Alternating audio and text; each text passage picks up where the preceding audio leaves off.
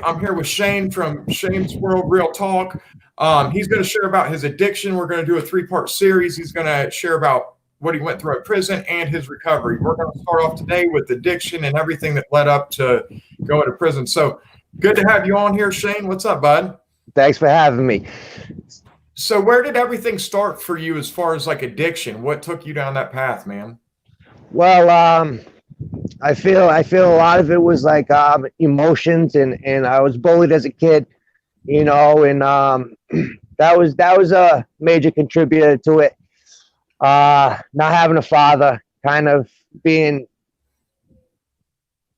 not this. I wasn't taught a lot of the things that a father should have taught me. So I went into junior high and high school with lack of knowledge on a lot of different things. So like that played a major role in it. So I noticed that smoking pot and drinking booze made me feel better. You know what I mean? It kind of made me be able to release a lot of tension that I had.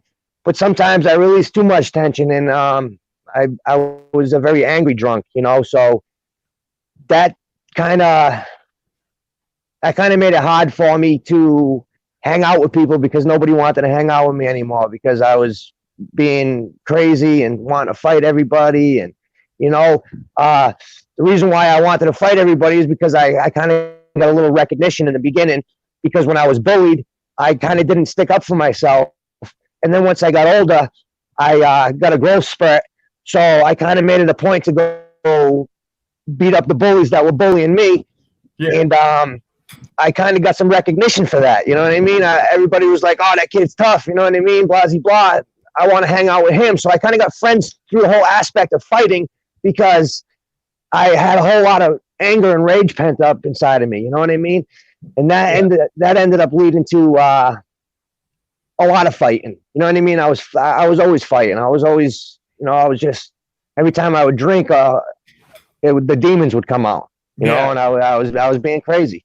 Yeah, well, it's funny. You kind of started off with saying you had some insecurities, and most people that I've talked to, we medicate to deal with them insecurities. 100%. Yeah. So I know you said it ended up to where you went to prison. So what kicked off? Like, did you use opiates? Did your addiction escalate to? Yeah. So it started off drinking, smoking pot. Then it went into sniffing cocaine, but I only sniffed it a couple of times, and then I went straight to smoking it. So I was like 16, and I was running around like a crazy man trying to I was pouring and everything. I was addicted to the coke bad. I always wanted it.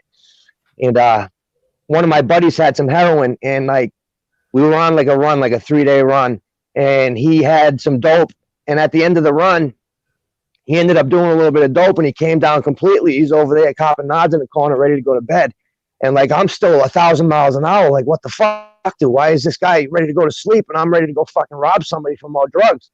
Yeah. So I then was like, I don't want to feel like this anymore. So I ended up giving in. The first couple times I didn't. I just kind of went through that edge off coming down from the. Yeah, man. It was crazy because as soon as I did that, the coke was no longer like an option. I went straight for the heroin because that made me feel great. Yeah. And it solved all my problems, I felt, until it started making more problems because I didn't realize what I was getting into. So the little problems that I had were getting better because I felt like I was a people person all of a sudden. I could talk to everybody. I wasn't shy. I wasn't scared. But the long run of it was just horrible because in the beginning it was great, but once you catch a habit, it's you no longer get high. You're chasing to be normal. You're just doing it to live. Yeah. And that's what's so crazy is I remember my first time using Oxycontin. I remember being like, man, this is great. Why isn't everybody taking these? Da, da, da. And then, like you said, it becomes that daily grind just to get the fix, Yeah, it's crazy, man. And your morals, like I was watching some of your videos and you were talking about how you're a good person, but when you're, some of the people you made amends to realized that wasn't you, Yeah. That's the same thing with me when I'm using. It don't matter. I stole from my mom or anyone, you know. Yep. Now, so I guess what led up to you going to Walpole Prison? Because that's a pretty, ain't that a level 3, or that's, I know it's Yeah, yeah. It's intake. You know what I mean? That's basically where everybody goes before they get dished out to where they're actually gonna stay, because okay, it's a so whole. it's like a receiving center. Yeah, basically, and then they send you out depending on your points, and it's like a point system. Okay. Well, let's talk about what led you up to that, because that's one thing, you know, that I know is true with NA. They talk about, you know, it's you know, institutions or death, you know, and that is really the only, unless you get clean, you know, that's the only 2 options. So Yeah. what So it led it up? didn't. All right. So it didn't happen at first. You know what I mean? I caught a state bid later on in my addiction. I started going to county. You know what I mean? I would catch stupid charges, shoplifting, just assault and batteries. I never got caught with any drugs, thank God. But it was always the aftermath of the drugs. You know what I mean? Like the assault and batteries, the robbing people, the stealing, all that stuff I would get caught for. It would just keep racking up. Then they give me probation, and I still had a drug addiction, so I couldn't pull myself out of it. So instead of doing what I was supposed to do, I just kept running, you know. And they ended up putting me in a county for my first time was 59 days. I ended up getting out of there. I was working out. I felt good. I thought I was going to do the right thing. I went back out into the same environment, and I went right back to the same ways. You know what I mean? So then after that, oh, go ahead. No, that's the thing, is they'll put people on probation and they don't give you the tools, man. I'm a big advocate for prison reform, because you know, they don't give people the tools to get healthy. You know what I mean? Like locking you up don't fix the issues that made us use. You know what I mean? No. No, and it makes it worse because of the politics inside of prison. So even if you want to try to get yourself situated, you kind of have to run with the politics, because if you don't, you're looked at as like somebody that's a piece of shit. And it's crazy to be looked at like that, but I mean, that's how it works in there. No, I know. I'll never forget my first bid. Somebody, you know, an old man told me that he's like, "You'll be all right as long as you let them know you're down. You know, you'll stick something if you have to. You'll be all right." That's what he told me, and I'm like, you know, most normal people can't wrap their head around that. If someone messes with you, you might have to stab them. Like that's not normal. You know what I mean? Like they put you in a world that's making you worse. You're definitely right. You know. Yeah, you gotta be an animal like everyone else. Exactly. It's a survival of the fittest in there. You know, you got to do what you got to do. Yeah, and it sucks. So after 4 or 5 times of getting locked up and going in there and doing little bids like 2 months, and then I did 3 months, then I did 6 months. You know, like I would just come out and do the same stuff, and I never actually got any help or rehabilitation. And I went back to the same environment, and I tried to better myself, but there was really no means, because as soon as I had a bad day, I was going back to what I knew best, and that was hustling, robbing, stealing, and doing the crazy stuff in life. Yeah. So the last time, so my sister ended up getting murdered. She got shot the end of 2014. I was already a mess, deep into my addiction. I was drinking like crazy. I had a heroin addiction. I was on the methadone clinic. I was smoking crack. Like I was at my lowest low. I was stemming money outside of stores. I was just being whatever you had to do. Yeah, it was bad, man. Yeah. And I look back at it like, what the fuck? But so what happened was, after that happened with my sister, I kind of like just had no cares of anything in life. You know what I mean? I was getting completely obliviated and kind of just walking around the city. Yeah.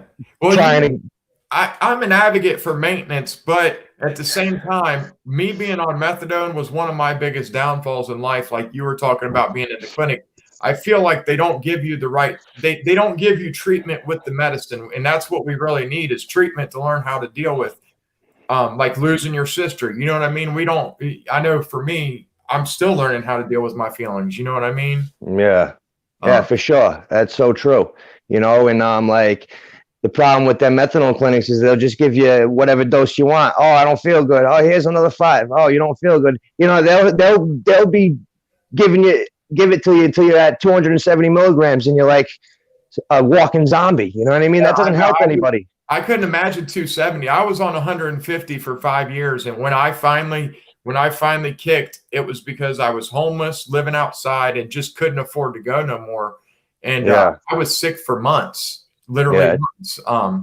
So you were saying you were kind of just, a zombie at that point, and is that what kind of led up to this, the longest bid you had?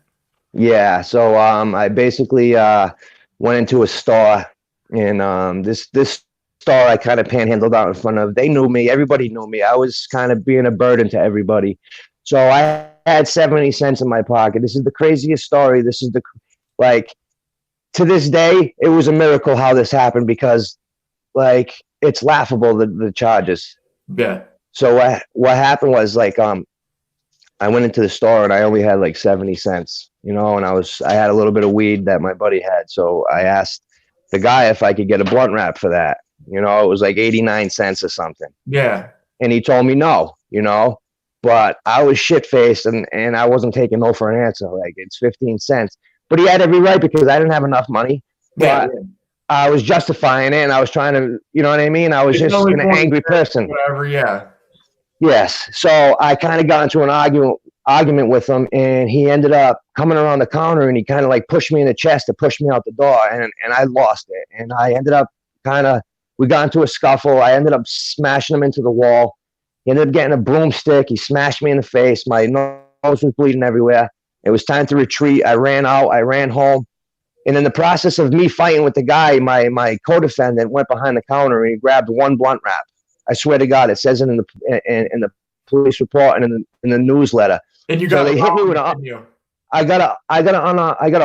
they tried to hit me with an armed robbery for that blunt wrap, because it was a joint venture is what they were trying to get me with. So I was they ended up coming to my house. In one of my videos, I explained the whole situation. But they ended up coming to my house. They grabbed me. They bring me to the station. I then go ahead. Yeah, go ahead. So they bring me to the station, and I was also on probation, so they held my bail. So there was no way I was getting out. So after that happened, I had to fight this charge, but I also had to fight my 18 months that I had. And there was really no fighting that, because I picked up a new charge. So she told me she was giving me the whole 18 months.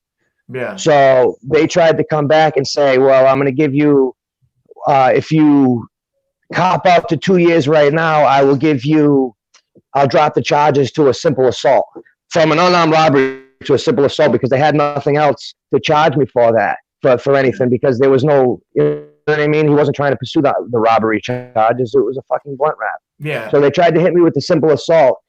But I told myself, I said, listen, I can't really even do that, because if I do that, I'm going to go back to my county. I'm going to be around the same people, and I'm going to use drugs.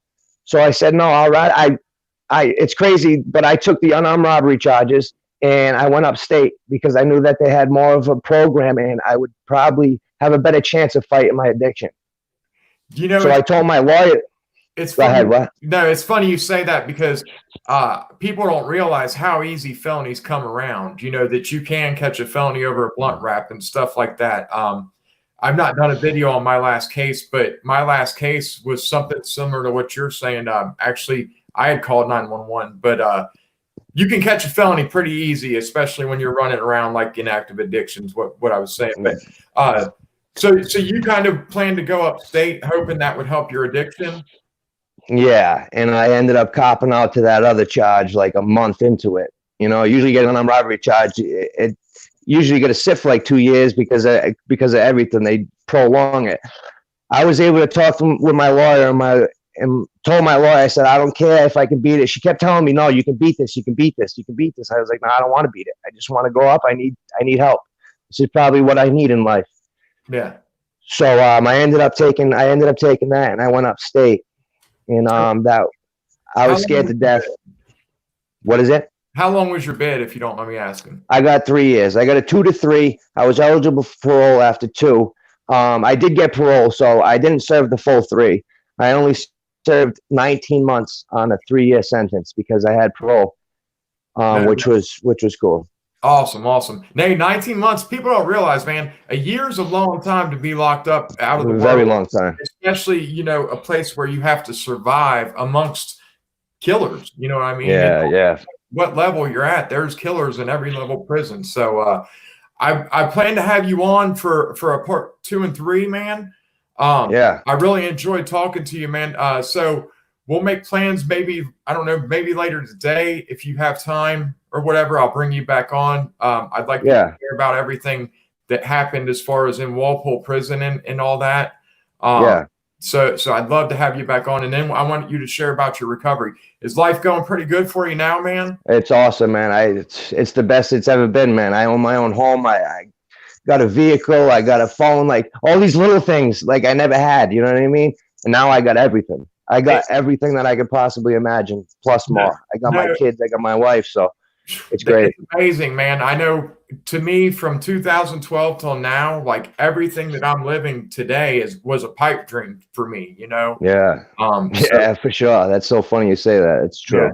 So everybody go check out Shayne's World Real Talk. That's TAWK, correct, bud? You got it, man. All right. There'll be a link in the comments below for his channel, and look for part 2 coming real soon, guys.